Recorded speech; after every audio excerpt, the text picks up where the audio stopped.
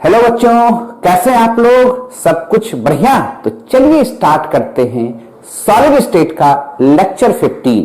और आज क्या सिखाएंगे आपको? डिफेक्ट यानी डिसऑर्डर इन सॉलिड। क्लियर? तो इम्परफेक्शन इन सॉलिड आज हम लोग को सीखना है। तो चलिए स्टार्ट करते हैं सॉलिड स्टेट का लेक्चर 15। और आज का जो टॉपिक है वो हम लोग को सीखना है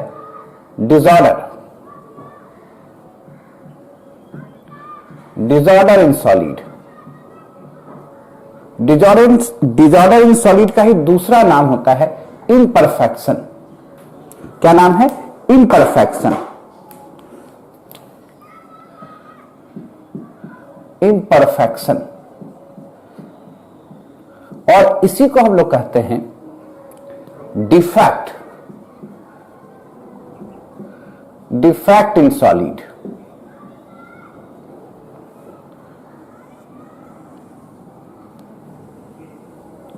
defect in solid.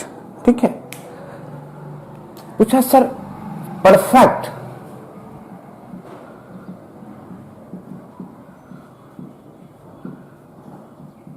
Crystalline solid क्या है?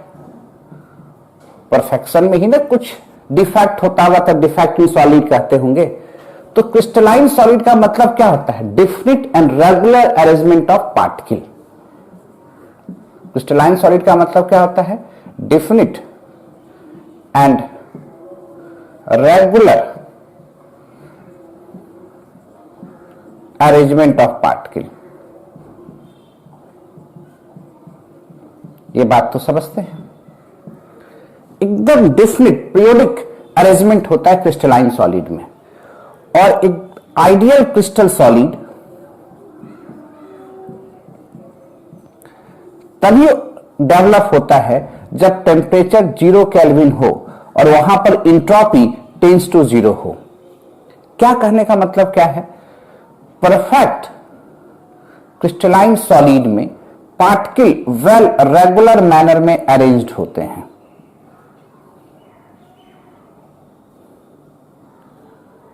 वेल रेगुलर मैनर में अरेंज्ड हैं। ये सॉलिड क्या कहला रहा है हम लोग को? Perfect ideal crystal. ये होने के लिए टेम्परेचर 0 केल्विन और एंट्रोपी टेंड्स टू 0 होना चाहिए। पर अगर इससे ज्यादा टेम्परेचर हो रहा है, नॉर्मली रूम टेम्परेचर ही ले लीजिए, अगर टेम्परेचर बढ़ रहा है, टेम्परेचर इंक्रीज हो रहा है, अब क्या होगा कि पार्टिकल्स के जो वाइब्रेशन है वो बढ़ने लगेंगे, लैटिस पॉइंट के जो वाइब्रेशन है वो बढ़ने लगेंगे। तो हो सकता है, हो क्या सकता है कि एक दो पार्टिकल इस लैटिस से रिमूव हो जाए, एक दो पार्टिकल स्केप कर गया, लैटिस से बाहर चला गया। तो ये जो बना इसे हम लोग कहते हैं डिफेक्ट, डिसऑर्डर। या ऐसा भी हो सकता था कि पार्टिकल लैटिस में ही रहे पर अपने पॉइंट से डिसलोकेट हो जाए, इधर उधर डिस्प्लेस हो जाए। तो इसको भी हम लोग क्या कहेंगे? डिफेक्ट ही कहेंगे। पार्टिकल डिसलोकेट होकर यहां चला गया, पार्टिकल डिसलोकेट होकर यहां चला गया, तो यह स्थान खाली हो गया। तो यह डिसलोकेशन से भी डिसऑर्डर डेवलप हो रहा है। ये भी हो सकता है, ये भी हो सकता है। तो ये जो कहानी आप सीख रहे हो कि यहां पर हो क्या रहा है, तो ये डिसऑर्डर हो रहा है। इसको क्या कहते हैं हम लोग? Disorder of solid.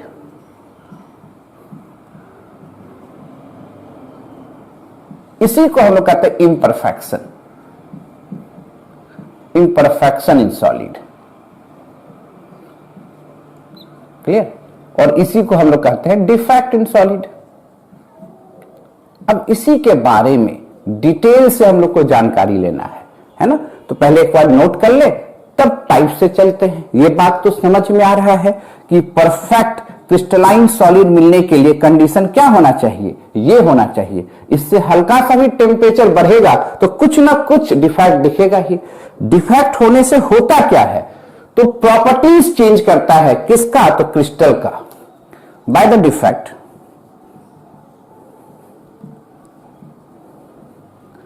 Properties of crystal क्या होगा? Will change.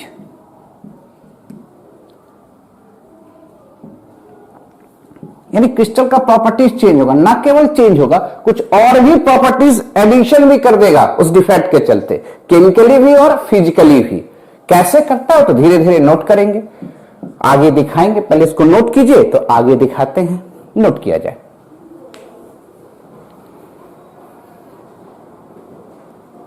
लिख लिए, मिटाया जाए। देखिए अब टाइप देखते हैं, किस तरह से हम लोग डिफेक्ट को भी क्लासिफाई करते हैं।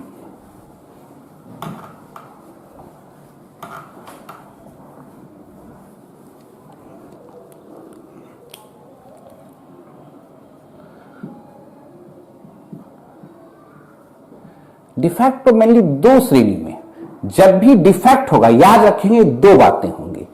पहला बात क्या होगा, हम लोग जो पढ़ने जा रहे हैं वो होगा एटॉमिक डिफेक्ट,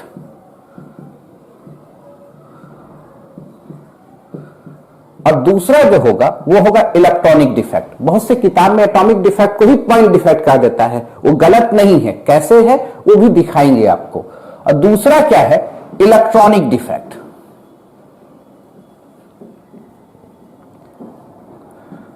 याद करना कि डिफेक्ट जब भी होगा तो दो बातें होंगी, क्या होगा, एटॉमिक डिफेक्ट और इलेक्ट्रॉनिक डिफेक्ट। जब बच्चे होंगे तो दो बातें होंगे, या तो वो पढ़ेगा या तो नहीं पढ़ेगा।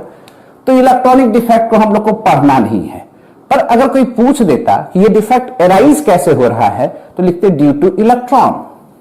इलेक्ट्रॉन के चलते जो डिफेक्ट एराइज होगा उसको हम लोग कहेंगे electronic defect. Clear. Atomic defect को हम लोग को पढ़ना है। ये फर्दर दो तरह, एटॉमिक कहने का मतलब लैटिस पॉइंट से है, कंस्टिट्यूएंट पार्टिकल से है ना। इसको हम लोग फर्दर क्लासिफाई करते हैं point defect and line defect. Point defect and line defect. पूछा सर ये क्या है।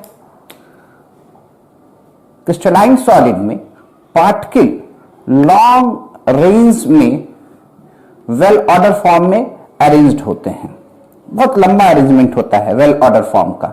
तो क्या बन रहा है, देखने से कॉलम और रो दिख रहा है, तो अगर डिफेक्ट इंटायर रो या कॉलम में दिखने लगे, ये पूरे के पूरे रो में डिफेक्ट दिखने लगे, या किसी पूरे कॉलम में डिफेक्ट दिखने लगे, ठीक है, रो या कॉलम में पूरा का पूरा डिफेक्ट दिखने लगे, तो इसको लाइन डिफेक्ट कहते हैं। और पॉइंट डिफेक्ट कहने का मतलब एक दो पॉइंट अपने पोजीशन से डिसलोकेट हो जाए, पार्टिकल अरेंज है, और एक दो पॉइंट हो सकता है कि अपने पॉइंट से डिसलोकेट हो जाए, गायब हो जाए, स्केप कर जाए, तो पॉइंट डिफेक्ट है। या ऐसा भी हो सकता था अपने जगह से डिसलोकेट होके इंटरस्टिशियल साइट में चल जाए, इस तरह से चल जाए, तो खाली स्थान तो बन रहा है। यह भी पॉइंट डिफेक्ट का ही एग्जाम्पल है। यानी डिफेक्ट इंटायर रो या कॉलम में होगा तो लाइन डिफेक्ट, और एक दो पॉइंट के लैटिस पॉइंट मतलब कंस्टिट्यूएंट पार्टिकल्स के स्केप करने से, डिसलोकेट करने से होता हो तो उसको हम लोग कहते हैं पॉइंट डिफेक्ट। क्लियर है। तो लाइन डिफेक्ट को हम लोग को पढ़ना नहीं है, पढ़ना कौन सा डिफेक्ट है, पॉइंट डिफेक्ट। और जब पॉइंट डिफेक्ट होंगे तो फिर दो बातें होंगी, पॉइंट डिफेक्ट होंगे तो पुनः दो बातें होंगी।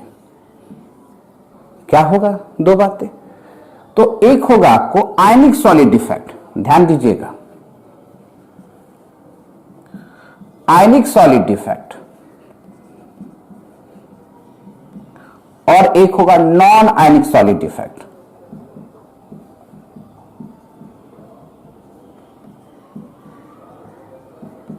मेनली हम लोग को पढ़ना क्या है, ionic solid defect. Non ionic solid defect नहीं पढ़ना है, पहले पर सीखेंगे कि नॉन आयनिक सॉलिड डिफेक्ट है क्या। यानी याद क्या रखना है कि डिफेक्ट होंगे तो दो बातें होंगे, atomic defect, electronic defect. Electronic defect arise होगा due to electron, atomic defect arise होगा ड्यू टू कंस्टिट्यूएंट पार्टिकल्स। यहां एटम कहने का मतलब पार्टिकल को रिलेट कर रहे हैं। पॉइंट डिफेक्ट, इसके फिर दो बात होंगे, point defect, line defect. Entire row या कॉलम में डिफेक्ट अराइज होगा तो लाइन डिफेक्ट, एक दो पॉइंट के डिसलोकेट होने से, स्केप करने से जो इफेक्ट अराइज होता है उसको क्या कहेंगे? Point defect. पॉइंट डिफेक्ट को फर्दर क्लासिफाई करेंगे, आयनिक solid defect, non ionic solid defect. तो बहुत से किताब में डायरेक्ट यहीं से चला है, ionic solid defect is equal two point defect और आगे बढ़ गया है। तो कोई अलग बात तो नहीं है, नोट कीजिए। वहां पर फिर हम लोग हेडिंग देते हैं नॉन आयनिक सॉलिड डिफेक्ट, तब चलेंगे आयनिक सॉलिड डिफेक्ट में। मिटा दें, नोट कर लिया, क्लियर? स्क्रीनशॉट ले लो, हो गया। अब देखो नॉन आयनिक सॉलिड डिफेक्ट में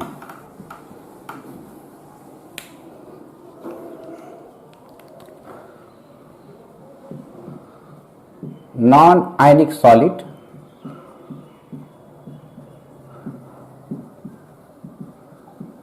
इसमें फिर दो बातें होंगी।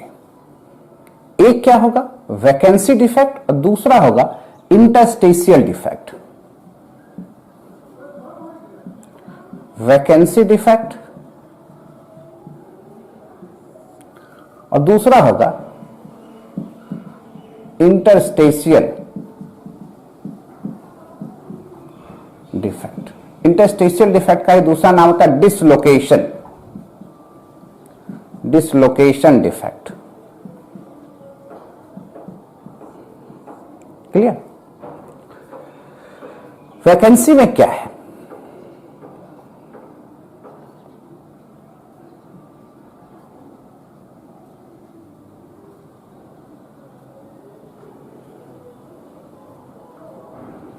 अगर मान लो परफेक्ट क्रिस्टल है, एक दो पार्टिकल अपने पोजीशन से मूव कर गया, मूव करके मतलब स्केप कर गया, लैटिस को छोड़ दिया, गायब हो गया, तो खाली स्थान दिख रहा है, होल क्रिएट हो रहा है, वैकेंट स्पेस दिख रहा है, इसी को होल भी कहते हैं, होल्स क्रिएट हो रहे हैं। इससे असर क्या हो रहा है? जो डेंसिटी है वो चेंज कर रहा है, जो सबसे ज्यादा दिख रहा है आपको, डेंसिटी डिक्रीज करता हुआ नजर आ रहा है। और ऐसे डिफेक्ट को हम लोग क्या कहते हैं? वैकेंसी डिफेक्ट, साफ साफ दिख रहा है। पूछा इंटरस्टेशियल डिफेक्ट या डिसलोकेशन डिफेक्ट कैसे होता है? देखिए ध्यान से, पार्टिकल वेल रेगुलर फॉर्म में अरेंज्ड है,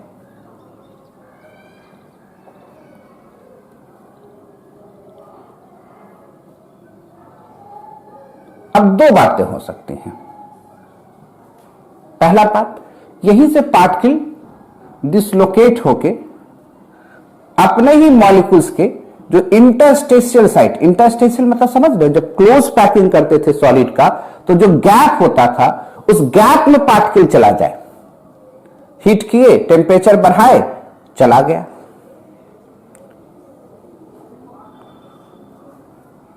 गैप में चला गया। तो ऐसे डिफेक्ट को हम लोग कह देते थे डिसलोकेशन डिफेक्ट या इंटरस्टेशियल डिफेक्ट। या ऐसा भी हो सकता था कि बाहर से कोई एक्स्ट्रा एटम, एक्स्ट्रा पार्टिकल्स अपने इंटरस्टेशियल साइट में वो ट्रैप कर ले, एटमॉस्फेयर से क्या कर ले? ट्रैप कर ले। अब ये दो केस है, दोनों केस में इंटरस्टेशियल स्पेस पर ही पार्टिकल जाके अरेंज हो रहा है। यहां डिसलोकेशन से हो रहा है और यहां बाहर से ट्रैपिंग से हो रहा है। तो इस केस में तो डेंसिटी नहीं चेंज करेगा, यहां डेंसिटी पर तो कोई असर नहीं होगा, डेंसिटी कांस्टेंट है। पर इस केस में अगर सिमिलर एटम है तब तो और डेंसिटी बढ़ेगा, डिसिमिलर है तब भी डेंसिटी इंक्रीज करेगा, क्योंकि मास पर वॉल्यूम इंक्रीज कर रहा है। क्लियर? तो ऐसे डिफेक्ट को क्या करते हैं हम लोग? इंटरस्टेशियल डिफेक्ट या डिसलोकेशन डिफेक्ट। ये होता है नॉन आयनिक सॉलिड। और जितना भी आगे हम डिफेक्ट पढ़ाएंगे वो सभी इसी कॉन्सेप्ट पर बेस्ड होगा, इसलिए यहां पर बताया। पढ़ना हमको क्या है? Ionic solid defect. पहले नोट कर लीजिए, तो आयनिक सॉलिड डिफेक्ट की ओर हम लोग मूव करते हैं, नोट किया जाए। लिख लिया? मिटाया जाए, आगे बढ़ते हम लोग। और ध्यान रखना है कि वैकेंसी डिफेक्ट को, चूंकि हीट करने से डिफेक्ट अराइज होगा, इसको थर्मोडायनेमिक डिफेक्ट भी पढ़ते हैं। क्लियर? यहां एस आई इंटरस्टिशियल एस लिखेगा, आई जल्दी ज्यादा पड़ गया था, नोट किया जाए। अब देखिए, अब क्या सीखना हम लोग को? आयनिक सॉलिड, आयनिक सॉलिड डिफेक्ट। कोई दिक्कत है यहां तक? क्लियर होता जा रहा है? Ionic solid defect,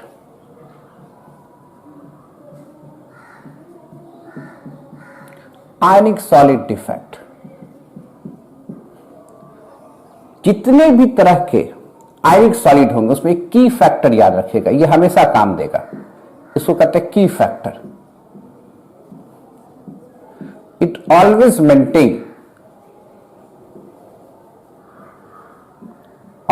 maintain electrical neutrality, electrical neutrality, ये हमेशा इलेक्ट्रिकल न्यूट्रलिटी को मेंटेन करेगा।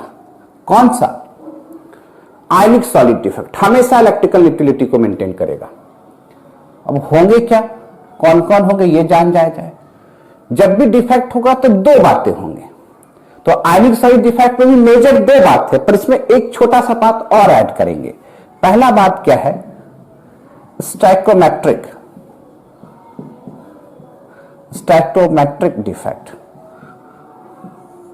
डिफेक्ट्स। दूसरा क्या है? नॉन स्टैकोमेट्रिक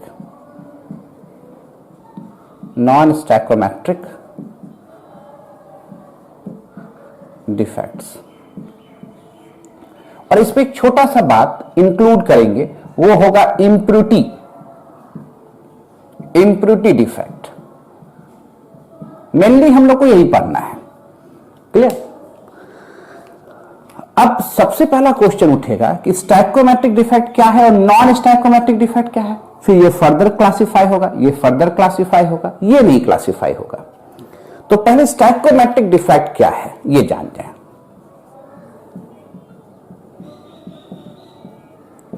स्टैकोमेट्रिक डिफेक्ट्स कहां होगा? ये आयनिक सॉलिड डिफेक्ट है।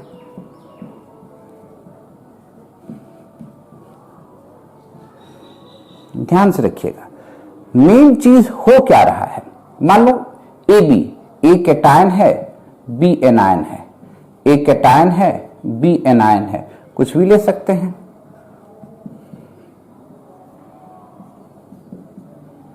ए कैटायन है, बी एनायन है, ए कैटायन है, बी एनायन है।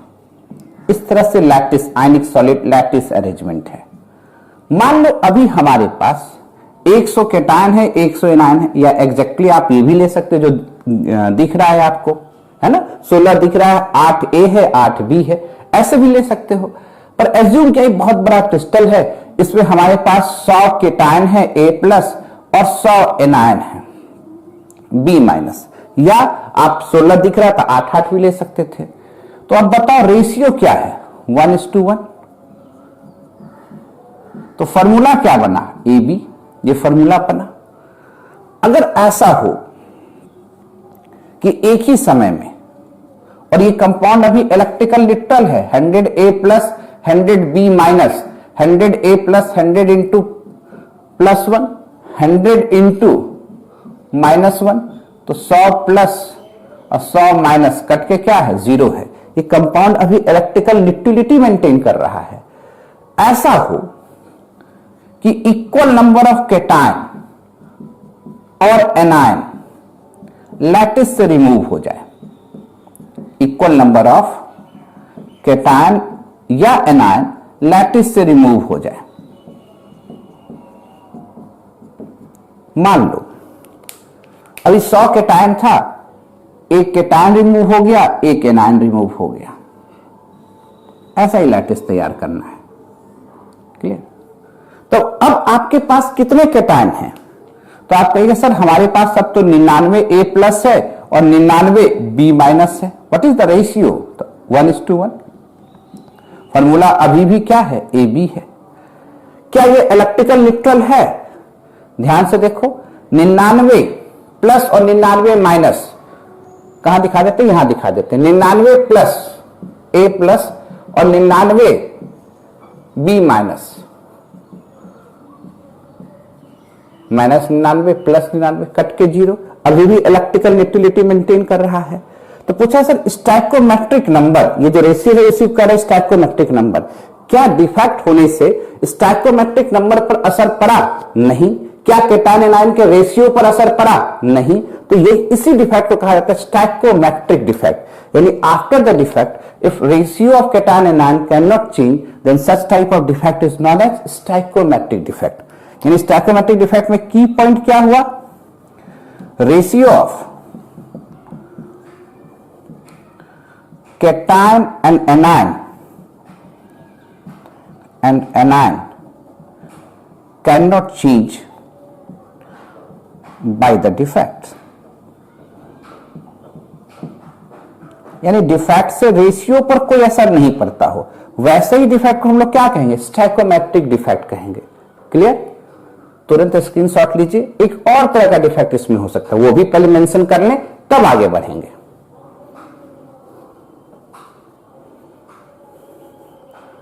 नोट किया? लीजिए स्क्रीनशॉट। अगर इसमें ऐसा हो जाता,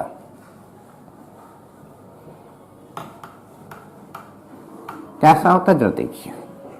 अगर ऐसा हो जाता, यही सॉलिड है, फिर से लिखिएगा, हम तो यहीं से स्टार्ट कर देंगे, आपको फिर से लिखना है, इसको फिर से लिखना है।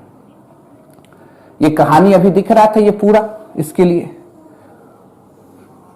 हम इधर अब नहीं जा रहे हैं। अब क्या जा रहे हैं कि अगर इसको हीट किया गया होता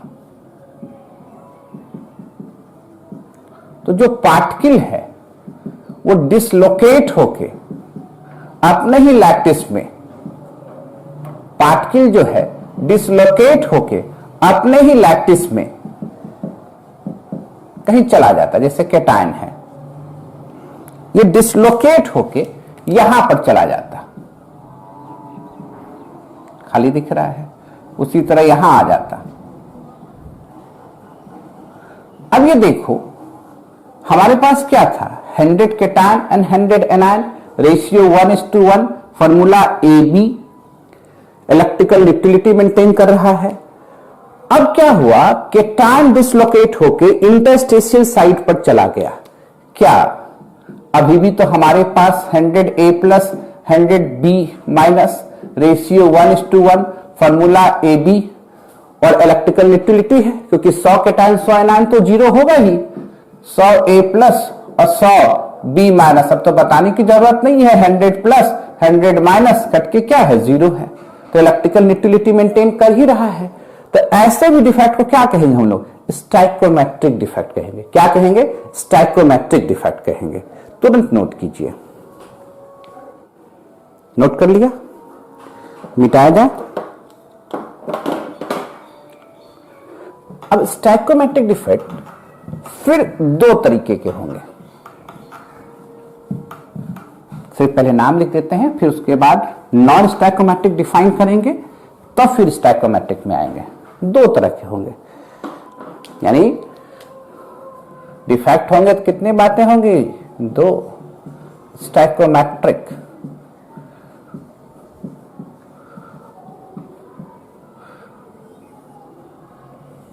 एक होगा स्कॉटकी डिफेक्ट, दूसरा होगा फ्रैंकल डिफेक्ट। स्कॉटकी डिफेक्ट, दूसरा होगा फ्रैंकल डिफेक्ट। फ्रैंकल डिफेक्ट, इस पर हम लोग डिटेल से चर्चा करेंगे कि स्टैकोमेट्रिक डिफेक्ट क्या होगा। दो तरह के, स्कॉटकी डिफेक्ट और फ्रैंकल डिफेक्ट। पहला मेजर चीज तो हम लोग को यही पढ़ना है, ये तो समझ में आ गया। अब हेडिंग लगाइए, नॉन स्टैकोमेट्रिक डिफेक्ट क्या है। पहले इसको क्लियर कर लें, उसके भी टाइप देख लें, तब यहां से आएंगे स्कॉटकी डिफेक्ट और फ्रैंकल डिफेक्ट में। नॉन स्टैकोमेट्रिक डिफेक्ट यानी स्टैकोमेट्रिक का जस्ट उल्टा हो रहा है। इसका मतलब केटायन एनायन का रेशियो चेंज करेगा, सिंपल सी बात है। कहां होगा? आयनिक सॉलिड में। क्या होगा? After the defect ratio of cation anion change कर जाएगा। After the defect ratio of cation and anion will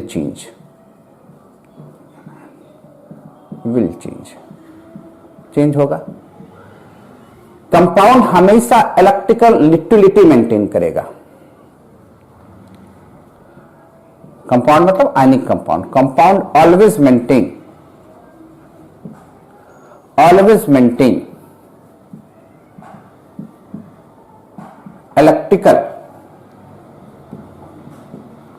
electrical neutrality. इसके बारे में आप डिटेल से पढ़ चुके हैं। कहां पर? आयरन ऑक्साइड के फॉर्मूला में Fe नॉर्मल ऑक्साइड था, याद करो, नॉर्मल ऑक्साइड था कि नहीं। और ऑर्डिनरी टेम्परेचर पर Fe आपको इस रूप में मिलता है ना, साइड कहते थे इसको। कैसे इलेक्ट्रिकल न्यूट्रलिटी मेंटेन किया था आप देखे भी हो, फिर से एक बार देख लेते हैं। ये कैसा कंपाउंड है? सीसीपी लैटिस था, 2D में बनाते हैं। Oxide ion create the lattice and Fe+2 ion कहां पर ऑक्यूपाइज करता? ओक्टाहेड्रल वाइड्स पर।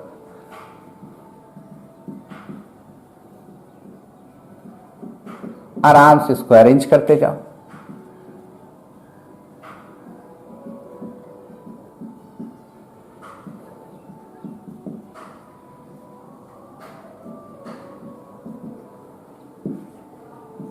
ये नॉर्मल ऑक्साइड है, क्लियर, इलेक्ट्रिकल न्यूट्रल है। ये FeO है, नॉर्मल ऑक्साइड है, इलेक्ट्रिकल न्यूट्रल है। अगर मान लो अपने कैलकुलेशन से हम लोग 100 कैटायन है, कैलकुलेशन करने में आसान होता है इसलिए 100 लेते हैं, 100 कैटायन है और 100 एनायन है, व्हाट इज द रेशियो? तो कहोगे 1:1। फॉर्मूला क्या है? FeO 100 cation 100 Fe+2 plus 100 oxygen -2, 100 into +2, 100 into -2, 200 plus -200 cut के क्या होगा? 0। 100 में अगर ये 0.95 आ रहा है तो अगर इससे Fe कैटायन रिमूव होने लगे, 5 कैटायन रिमूव हो जाते हैं 100 में।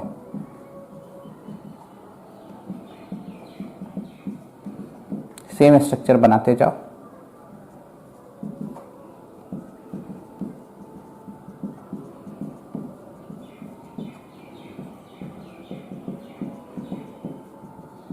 नहीं दिखेगा तो समझ जाओ यही स्ट्रक्चर बना है नीचे।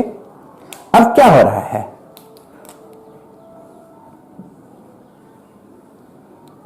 अगर मान लीजिए 5, 1, 2, 3 कमी है तो 5 दिखाने में थोड़ा ज्यादा गैप दिखेगा।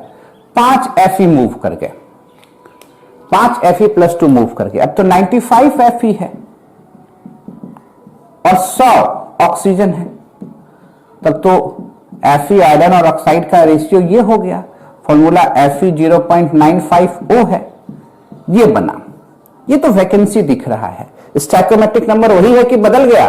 पहले 1:1 था स्टैकोमेट्रिक नंबर, अब 0.95/1 है, तो नंबर बदल गया, इसलिए इसको कहते हैं नॉन स्टैकोमेट्रिक डिफेक्ट। ये बात तो पहले क्लियर हो गया। क्यों इसको नॉन स्टैकोमेट्रिक डिफेक्ट करेंगे? क्योंकि रेशियो तो बदल गया। यही तो लिखा था, after the defect ratio of cation and ion will change कर गया। पर यहां पर ये जो पॉइंट लिखा हुआ है, compound always maintain electrical neutrality, ये मेंटेन कर रहा है कि नहीं, ये देखने वाली बात है। जरा देखो, अगर इसको हम लोग मिटाएं यहां पर और देख रहे कि 95 Fe+2 है, 100 लेके चलने, कैलकुलेशन आसान हो इसलिए 100 लेते हैं हम लोग। 95 है, 100 ऑक्साइड है, तो 95 इंटू +2, 100 -2, क्लियर। तो 190, 200 -10। क्या ये इलेक्ट्रिकल न्यूट्रल है? तो आप कहेगा नो, क्योंकि यहां चार्ज कितना है? -10। इस चार्ज को तो न्यूट्रलाइज करना होगा, तो क्या करना होगा? तो आप कहेगा सर इसमें +10 जोड़ना होगा। तो आप ये +10 आएगा कहां से, ये क्वेश्चन उठेगा, तब आप समझाइएगा कि सर इसमें जो कुछ Fe+2 वाला है ना, कंपाउंड को इलेक्ट्रिकल न्यूट्रल करने के लिए Fe+2 वाला चेंज करेगा अपना ऑक्सीडेशन स्टेट, क्योंकि ये वेरिएबल ऑक्सीडेशन स्टेट दिखा सकता है आयरन, Fe+3 में जाएगा। कितना जाएगा, क्वेश्चन उठेगा। तो आप समझाइएगा कि Fe+2, एक Fe+2 अगर एक Fe+3 में कन्वर्ट होता है तो कितने पॉजिटिव चार्ज इंक्रीज करते हैं, 1। हमें जरूरत कितने का है, 10। इसका मतलब 10 Fe+2 निश्चित तौर पर 10 Fe+3 में कन्वर्ट हुआ होगा, तब ना हमको 10 पॉजिटिव चार्ज जनरेट हुआ होगा, क्योंकि एक के कन्वर्ट होने से एक पॉजिटिव चार्ज आता है, 10 के कन्वर्ट होने से 10 पॉजिटिव चार्ज आया होगा। क्लियर।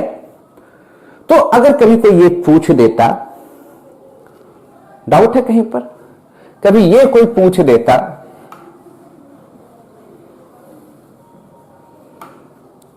यहां कितना, अब ये जो फॉर्मूला है नॉन स्टैकोमेट्रिक डिफेक्ट में Fe 0.950, इसमें निश्चित तौर पर कुछ Fe+2 वाला है और कुछ Fe+3 वाला है। कितना है, तो भैया अगर 100 लेते, 100 ऑक्सीजन लेते तो 10 Fe+3 वाला निकलता और 85 Fe+2 वाला निकलता। 100 लेते तो, पर 100 ऑक्साइड तो है नहीं, यहां एक की बात कर रहे हैं, एक ऑक्साइड लेंगे तो ये 0.10 Fe+3 वाला निकलेगा और 0.85 Fe+2 वाला निकलेगा। आपको जितना लेना है, एक के लिए ये है तो 2 के लिए क्या, 3 के लिए क्या, 10 के लिए क्या, 100 के लिए क्या, मोल के लिए क्या, ऐसे निकाल सकते हो। ये ऑब्जेक्टिव आए तो आप ऐसे भी ट्रीट कर सकते हो। पर कभी आपको बोर्ड में अगर ऐसा क्वेश्चन आ जाए तो कैसे सॉल्व करोगे, एक बार पहले भी सॉल्व करके दिखाए हैं, फिर से देख लो। अगर क्वेश्चन इस तरह से पूछ दे, नोट कर लिया था इधर, तो क्वेश्चन इस तरह से पूछ दे, find the percentage, find the percentage of Fe+2 and Fe+3 in Fe 0.950। Clear, उस साइड जिसको कहते हो।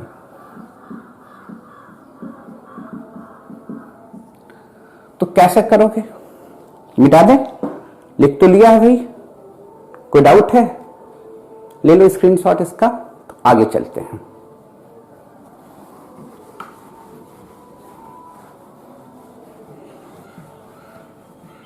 कैसे करना है तो और नॉन स्टैकोमेट्रिक देखेंगे डिफेक्ट के बारे में। आंसर कैसे करना है, Fe 0.950 है, क्या हम इसे ऐसे लिखें, Fe+2 Fe+3 और ये ऑक्सीजन है, ये जब 1 होगा ये टोटल की संख्या 0.95 होगी। क्लियर। अगर इसकी संख्या x माने तो इसकी संख्या 0.95 मानेंगे। क्लियर। क्या इसको हम Fe+2x और इसको Fe+3 0.95 - x इंटू O लिख सकते हैं, ठीक है, बिल्कुल। तो क्या कंपाउंड हमेशा इलेक्ट्रिकल न्यूट्रलिटी मेंटेन करेगा, तो क्या इसको x Fe+2 plus 0.95 - x Fe+3 plus oxygen is equal to 0 लिखें? क्या हम x इंटू +2 लिखें, 0.95 - x into +3 oxygen -2 equal to 0 लिखें? क्या हम 2x 0.95 into 3 -3x -2 equal to 0 लिखें? क्या हम 0.95 इंटू 3 -2x इक्वल टू 0 लिखें? क्या x इक्वल टू 0.95 गुना 3 -2 लिखें? कोई दिक्कत? तो 2.85 -2 0.85 लिखें। यानी क्या हो गया, 0.85 +2 वाला है, 0.10 +3 वाला है, ये ऑक्सीजन है। तो परसेंटेज ऑफ Fe+2 कितना हो गया 85%। परसेंटेज ऑफ Fe प्लस 3 कितना हो जाएगा 10%। कहीं कंफ्यूजन है?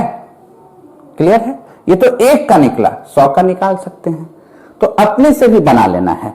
एक दो हम दे देते हैं आपको, यहां पर निकेल दे दें 0.980 और यहां पर निकेल प्लस 2 है, निकेल प्लस 3 है, प्लस 4 वाला भी दे सकता है। अगर आपको ऐसा दे देता वेनेडियम एक्स तो ऐसे 0.6 से लेके 1.3 तक वेरी करता है, पर यहां पर जो क्वेश्चन दे रहे हैं वो 1.3 दे रहे हैं।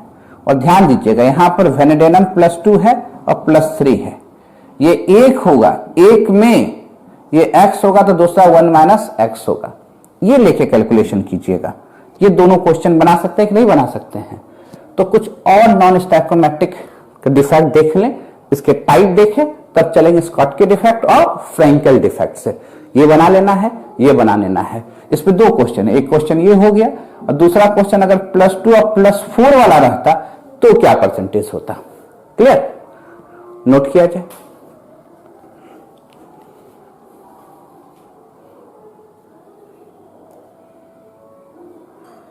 लिख लिए हो? अब नॉन स्टैकोमेट्रिक डिफेक्ट और भी अलग अलग ढंग से हो सकते हैं, नहीं? कभी केटायन कम हो जाएगा, कभी एनायन ज्यादा हो जाएगा, बहुत तरह का इफेक्ट हो सकता है। तो इसको तो अब ज्यादा डिस्कशन हम लोग करेंगे एक एक करके। इसके दो मेजर क्लास हैं, एक है metal excess defect, metal excess defect, और दूसरा है मेटल डेफिशिएंट डिफेक्ट।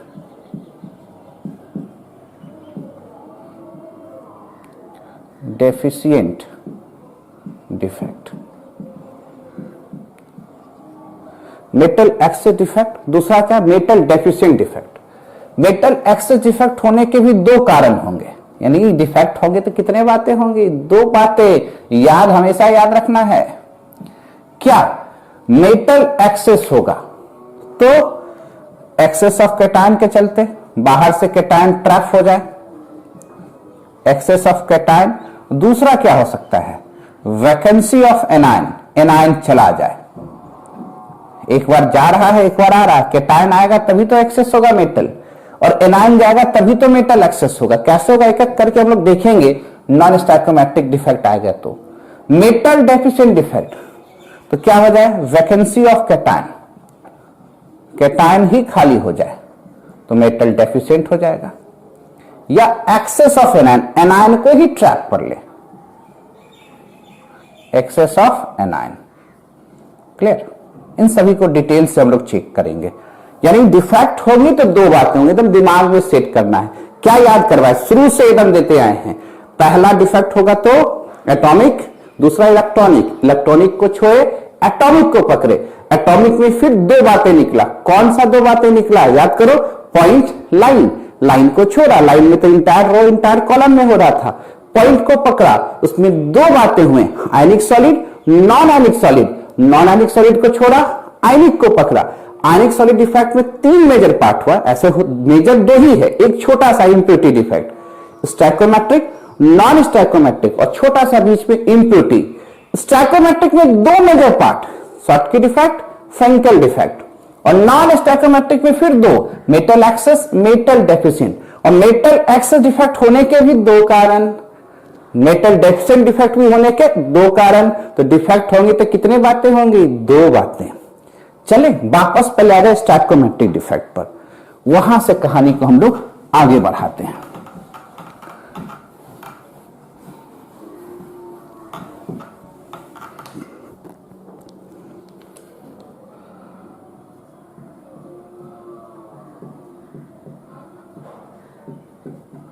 स्टैकोमेट्रिक डिफेक्ट, इसमें दो बातें हैं, एक है आपको स्कॉटकी डिफेक्ट और दूसरा है फ्रैंकेल डिफेक्ट।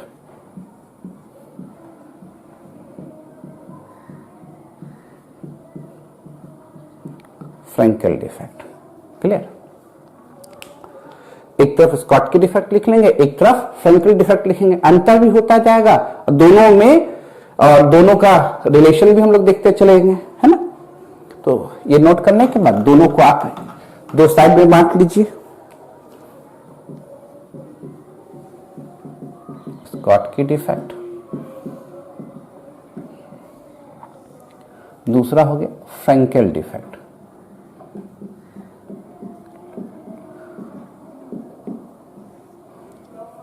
क्लियर।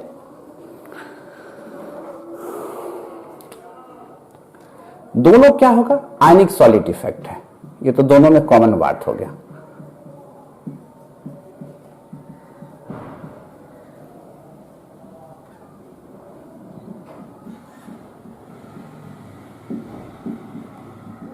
फिर क्या हुआ, दोनों स्टाइकोमेट्रिक डिफेक्ट है, ये कॉमन बात है, यानी केटायन एनायन का रेशियो नहीं बदलेगा।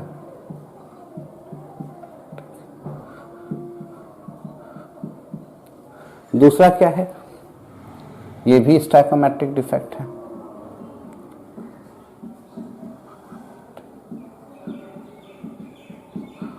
क्लियर। अब समझना कैसे वो देखिए, हमारे पास केटायन और एनायन है, आयनिक सॉलिड,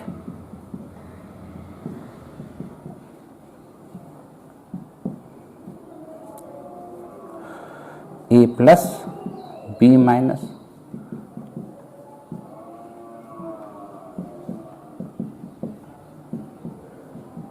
हमारे पास equal number of cation anion यहां दिख रहा है।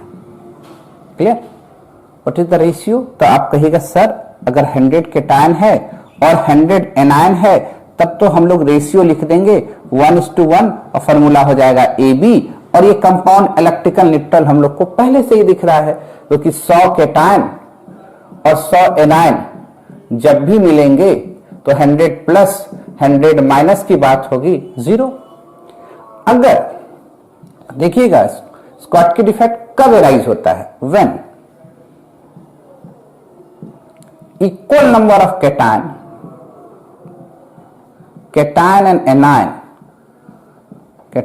And anion remove from lattice, यानी equal number of cation anion lattice से रिमूव हो गया, निकल गया बाहर।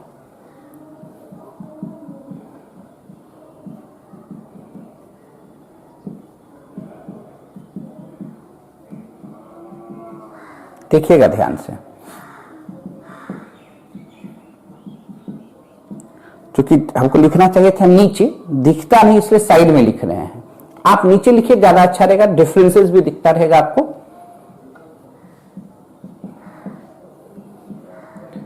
इक्वल नंबर, मन करता है 2-2 हटा दीजिए, 3-3 हटा दीजिए, अभी हम एक-एक हटा देते हैं आसान कैलकुलेशन के लिए। एक केटायन हटा दिया, एक एनायन हटा दिया, अब हमारे पास 99 केटायन है, 99 एनायन है, रेशियो 1:1 है, फॉर्मूला अभी भी AB है। क्लियर। अब जरा सोचो, क्या ये इलेक्ट्रिकल न्यूट्रल है, तो आप कहिएगा यस। कैसे, 99 केटायन है और 99 एनायन है, कट के क्या हो जाएंगे 0। ये कंपाउंड तो इलेक्ट्रिकल न्यूट्रल है, इसमें तो कोई दिक्कत नहीं है। बोले ठीक है सर, ये बात तो समझ गए। अगर डाउट है कहीं पर, अगर हम इस तरह का केटायन लेते फ्रेंकेल डिफेक्ट में, A plus B minus, A plus B minus,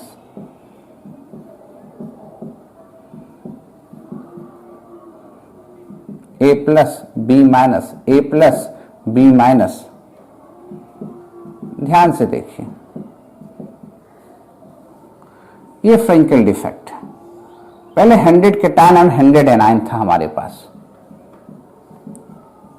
100 cation और 100 एनायन था, रेशियो 1:1, फॉर्मूला AB, और 100 केटायन और 100 एनायन के चलते ये इलेक्ट्रिकल न्यूट्रलिटी भी मेंटेन कर रहा है। ये बात तो क्लियर है, लिखना ही नहीं रहे, नीचे दिखेगा नहीं आपको, है ना।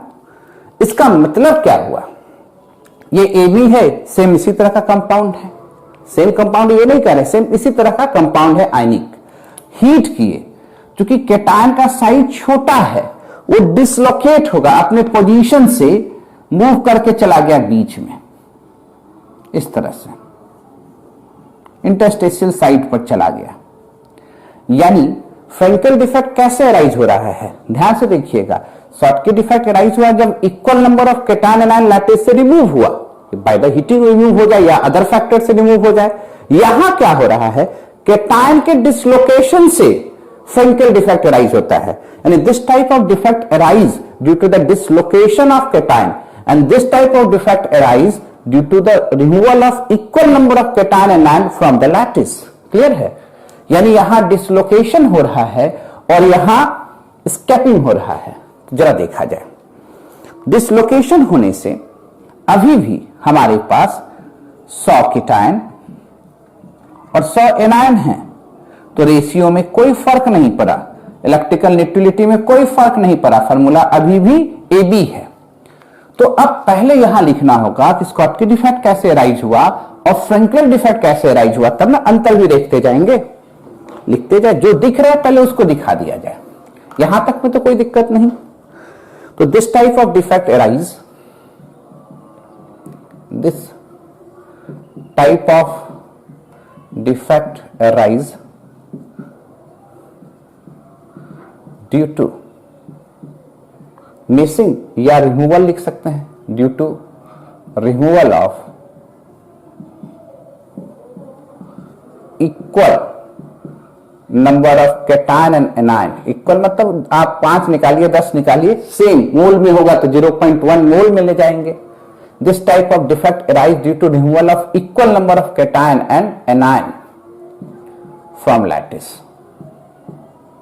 क्लियर? और यहां कैसे होगा, यहां होगा this type of defect arise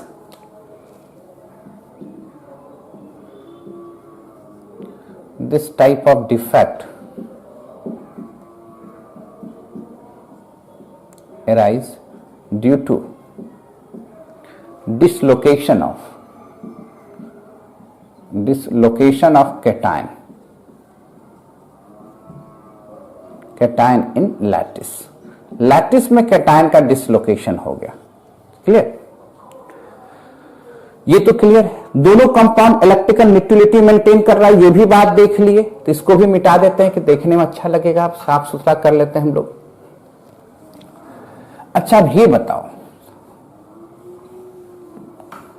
ये सिमिलर किसके हुआ, वैकेंसी डिफेक्ट के, और ये सिमिलर किसके हुआ, इंटरस्टेशियल डिफेक्ट के। ये भी बात नोट कर लो, it is similar to vacancy defect, और ये सिमिलर किसके हुआ, इंटरस्टेशियल डिफेक्ट का। नेक्स्ट पॉइंट में लिखते जाओगे, सिमिलर टू वैकेंसी डिफेक्ट, और ये सिमिलर किसके हैं, सिमिलर टू इंटरस्टेशियल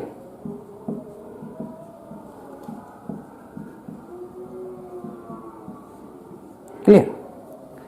और क्या होगा, क्या देखिए, क्या यहां डेंसिटी, केटायन एनायन रिमूव कर रहा है तो डेंसिटी पर असर होगा कि नहीं होगा, कहां, स्कॉटकी डिफेक्ट में। फ्रेंकेल डिफेक्ट में डेंसिटी का क्या लेना देना, मॉलिक्यूल्स तो उसी में रह गया ना, लैटिस के अंदर ही न रह गया। ठीक है, यानी डेंसिटी डिक्रीज करेगा कहां पर, स्कॉटकी डिफेक्ट में।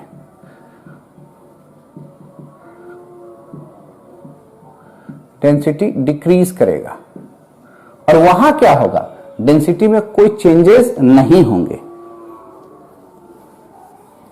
डेंसिटी में कोई चेंजेस नहीं होंगे।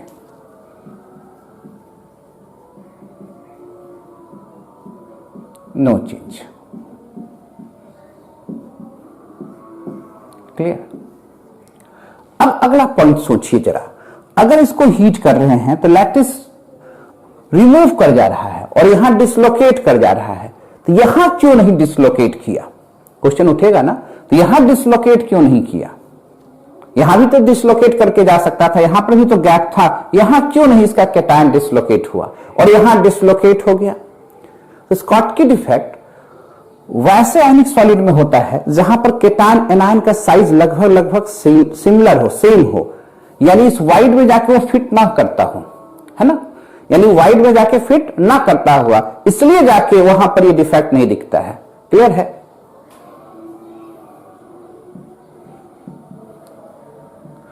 इट अकर्स इन दो solid where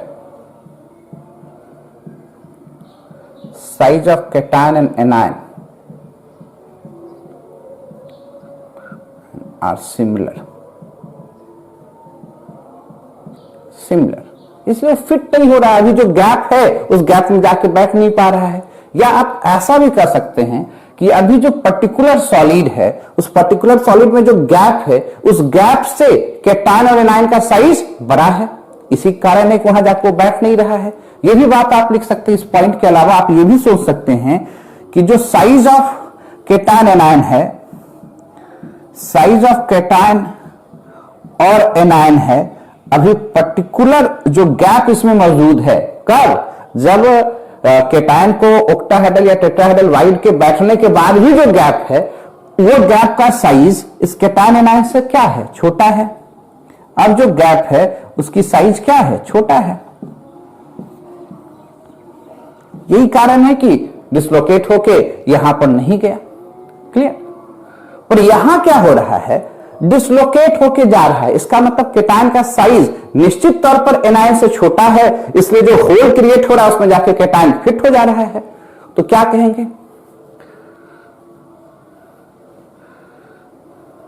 it occurs in दो solid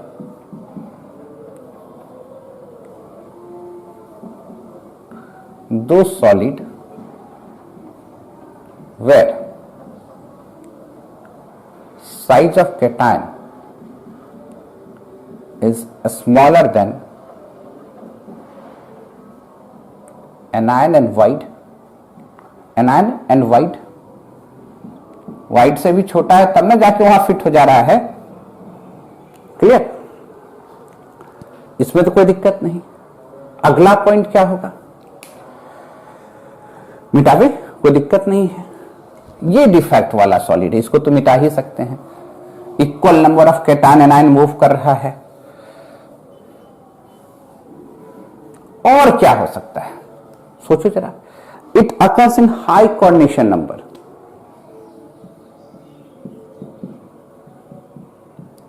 it occurs in high coordination number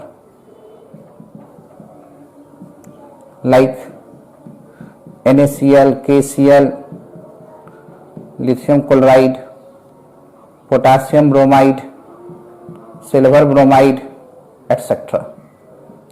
और ये most of time transition metal में होता है।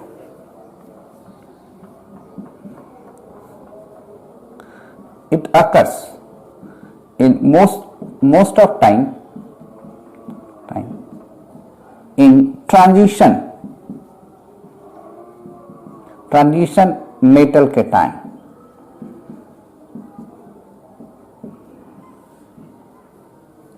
इसके जो एग्जाम्पल अगर हम लोग लिखना चाहेंगे,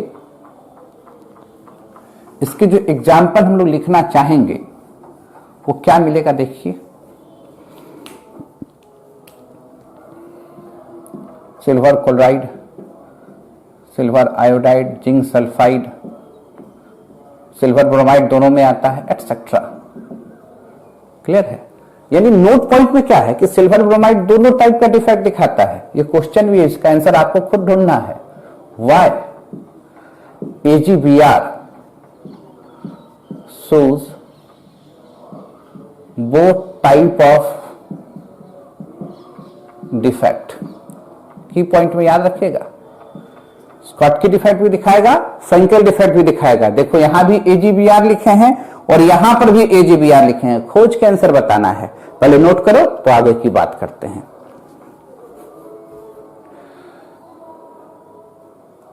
लिख लिए? थोड़ा और सीखा जाए क्या क्या चीजें दिखता है। क्वेश्चन का आंसर आपको देना ही है। और देखा जाए ये क्या स्कॉटकी डिफेक्ट है। अच्छा आप देखो, अगर कोई पूछे इंट्रोपी पर क्या असर होगा, या डिफेक्ट है तो इंट्रोपी इंक्रीज करेगा, दोनों जगह इंट्रोपी इंक्रीज करेगा। डिसऑर्डर का मतलब क्या, डिसऑर्डर को नापने का ही तरीका तो इंट्रोपी था, और ये तो बढ़ेगा तभी तो डिफेक्ट होगा। डिसऑर्डर इंक्रीज कर रहा है तो इंट्रोपी इंक्रीज कर रहा है। डेल्टा एस की वैल्यू क्या हो रही है, पॉजिटिव हो रही है। एब्सोल्यूट 0 केल्विन पर ही ना परफेक्ट क्रिस्टलाइन सॉलिड मिलेगा, यानी जैसे जैसे डिफेक्ट होगा इंट्रोपी तो बढ़ेगा ही, इसमें तो कोई बड़ी बात है नहीं। अच्छा, लैटिस एनर्जी पर क्या असर होगा? लैटिस एनर्जी अगर स्केप कर रहा है यहां पर, तो लैटिस एनर्जी डिक्रीज कर रहा है, नहीं गायब हो गया, तो ये जो मॉलिक्यूल्स का यहां पर जो इंटरेक्शन था वो तो कोलैप्स कर गया, देख रहे हो, गैप हो गया, तो यहां पर तो इंटरेक्शन कोलैप्स कर गया। इसका मतलब लैटिस एनर्जी के डिक्रीज करने से क्या हो रहा है, स्टेबिलिटी ऑफ सॉलिड डिक्रीज कर रहा है। स्टेबिलिटी ऑफ सॉलिड डिक्रीज कर रहा है। ये किसके चलते हो रहा है, लैटिस एनर्जी डिक्रीज कर रहा है, इसके चलते स्टेबिलिटी ऑफ सॉलिड डिक्रीज कर रहा है। यहां भी तो यही चीज हो रहा है, जब ये मूव कर गया कहां पर, इंटरस्टिशियल साइट में, तो यहां का जो लैटिस एनर्जी कमजोर होगा ना, लैटिस इंट्रैक्शन कमजोर होगा तो लैटिस एनर्जी कमजोर होगा। तो यहां पर भी ये लिखेंगे फ्रैंकेल डिफेक्ट में कि लैटिस एनर्जी डिक्रीज कर रहा है। इसका नतीजा क्या हो रहा है कि जो स्टेबिलिटी है, स्टेबिलिटी ऑफ सॉलिड वो डिक्रीज करेगा, यानी डिफेक्ट तो कमजोर बनाएगा ही, स्टेबिलिटी ऑफ सॉलिड डिक्रीज करेगा, इसमें तो कोई बात नहीं है। अच्छा, ये जो होल्स क्रिएट हो रहे हैं, अगर इलेक्ट्रिक फील्ड अप्लाई कर दें तो इस होल्स में कैटायन एनायन का मूवमेंट होने लगेगा, यहां पर भी तो मूव करेगा। तो जब मूव करेगा, आयंस के मूव करने से कंडक्टिविटी बढ़ता है, तो दोनों केस में कंडक्टिविटी क्या होने लगेगा, इंक्रीज करने लगेगा। तो कंडक्टिविटी इंक्रीज करेगा, यहां पर भी कंडक्टिविटी इंक्रीज करेगा। हां, यह बात अलग है किसमें कितना इंक्रीज करेगा, यह बात अभी नहीं बता रहे हैं, पर दोनों में कंडक्टिविटी इंक्रीज करेगा। क्लियर? अब यहां तो कैटायन और एनायन स्केप कर गया, पर यहां कैटायन मूव करके इस बीच में चला गया। बीच में जाने से क्या हुआ, अपोजिट चार्ज के आयंस जो है एक दूसरे के नजदीक आ गए, अट्रैक्शन भी बढ़ रहा है, रिपल्सन भी बढ़ रहा है। इसके चलते यहां पर जो डाइलेक्ट्रिक कांस्टेंट का वैल्यू है, किस केस में, फ्रैंकेल डिफेक्ट के केस में, डाइलेक्ट्रिक कांस्टेंट का वैल्यू चेंज करने लगता है। डाइलेक्ट्रिक कांस्टेंट चेंज करता है। क्यों चेंज करता है, तो अपोजिट आयंस जो हैं एक दूसरे के नजदीक आने लगते हैं। Opposite ions comes closer. Clear? पर यहां ऐसा नहीं होगा, यहां डाइलेक्ट्रिक कांस्टेंट में कोई असर नहीं होगा। No change in dielectric constant, no change in dielectric constant. पहले नोट करें तब फिर आगे की बात करते हैं। नोट किया जाए।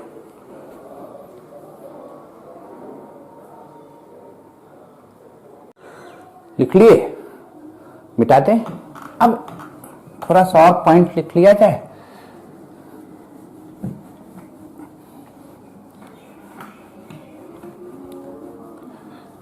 कोई डाउट है कहीं पर? शॉटकी डिफेक्ट और फ्रैंकेल डिफेक्ट दोनों तो पॉइंट डिफेक्ट है ही। Schottky defect and Frenkel defect also known as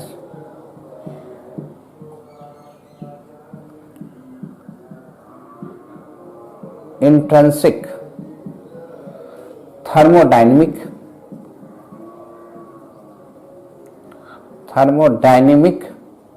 defects, यानी टेम्परेचर पर यह डिफेक्ट बेस्ड होता है। ठीक है, यानी हम लोग ऐसे भी कह सकते हैं कि number of point defect increases, point defects increases with increasing with increasing the temperature, with increasing the temperature, clear. और एक की पॉइंट और याद रखना, ये एक्सपेरिमेंटल है, पॉइंट एक और याद रखिएगा। क्या याद रखिएगा? की पॉइंट। क्या याद रखना है? Eight normal temperature, room temperature इसको कहते हो, इन 1 centimeter cube of NaCl there are 10 to power 22 ions and 10 to power 6 pairs, 10 to power 6 Schottky pairs.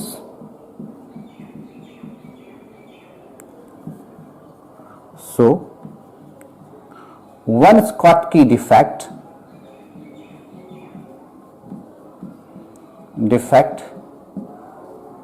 arise almost in 10 to power 16 ions. Clear? Note करें। Note करने के साथ और क्या काम करना है? क्या काम करना है? स्कॉटकी डिफेक्ट और फ्रैंकल डिफेक्ट में अंतर। होमवर्क क्या लिखेगा? स्कॉटकी डिफेक्ट और फ्रैंकल डिफेक्ट में क्या डिफरेंसेस है, अंतर क्या क्या है, यह भी लिखना आपको जरूरी है। दोनों में डिफरेंसेस क्या क्या है, क्लियर। उसके बाद सिमिलर पॉइंट दोनों में क्या क्या है, ये भी लिख लीजिएगा आप लोग। ये होमवर्क है, लिख के भेजना है आपको।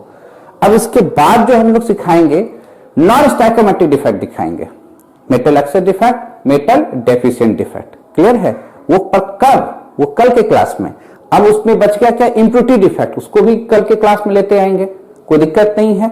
अब तो लास्ट है, एक क्लास या एक और क्लास लगेगा, कोई दिक्कत बनाइए, कल मिलेंगे।